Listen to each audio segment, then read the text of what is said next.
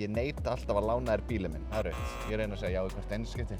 Já, þú verður bara að treysta manneskjana að keyra ekki á. Já, en þú ert ekki það góð að keyra þannig að ég er alveg lókið hræddur en ég segi alltaf já, ég myndi aldrei segja nei en ég er alltaf smá stressaður. Rautt. Neita alltaf? Alltaf, já. Það er enda kannski svolítið rautt. En kannski ertu bara umhverflegur dræfur. Já. Já, en ég meina að það er svolítið engin skildur til þess að lána manni bílinn, þannig að þú veist, maður getur líka séð þá skoðun. Kannski ertu bara svona klessari eins og ég og þá þarf það ekkert endilega að vera vondur hlutur. Ég veit það ekki, þeir eru eftir kringumstöðum. Já, þetta getur nú bara verið bæði sko.